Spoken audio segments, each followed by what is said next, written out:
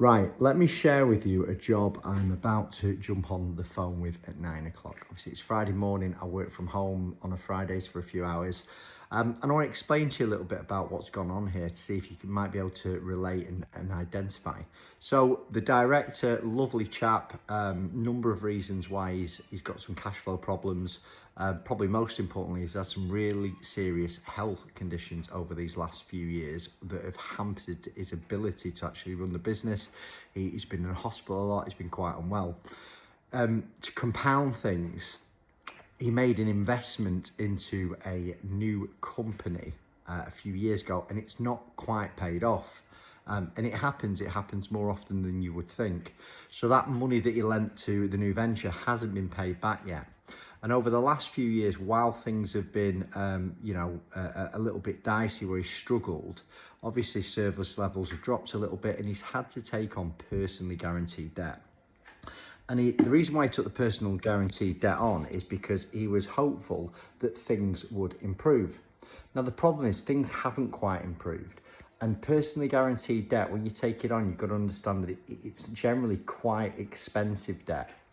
Now, if revenues suffer, you've still got to service that debt. And in addition, he's managed to build up some quite extensive arrears with HMRC. So when we assess these things, we're like, well, what are the options? You know, are there some non-insolvency options that this chap can use, like speaking to HMRC, doing a time to pay arrangement, putting more money in? Reason why that's not suitable is he's put enough money into this business. He's took a lot of PG debt on there, which essentially will fall on him if the business fails.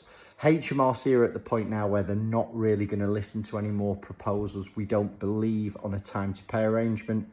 So we look at things like an administration or a liquidation. Now, they're not suitable. And the reason that they're not suitable is this guy has some licenses that he actually needs to protect. He needs the licenses to trade.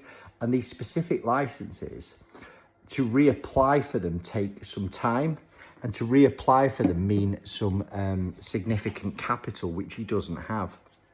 So what we're going to talk about at 9 o'clock is the merits of a CVA, a company voluntary arrangement. And that is where you can essentially put together a proposal to your creditors to include all your secured debt, unsecured debts, like HMRC arrears, like energy bills, like supplier debts, and agree to pay them over extended terms, generally 3 to 5 years. Now, it's not for every business, and there's no guarantee that this CVA will be approved. But the reality is if the creditors don't seriously consider the proposal that's going to be given by this guy, they'll get very, very little if the business is forced into liquidation. So, jumping on the call in a few minutes, I thought that'd be a useful video. Thanks for your time. Bye-bye.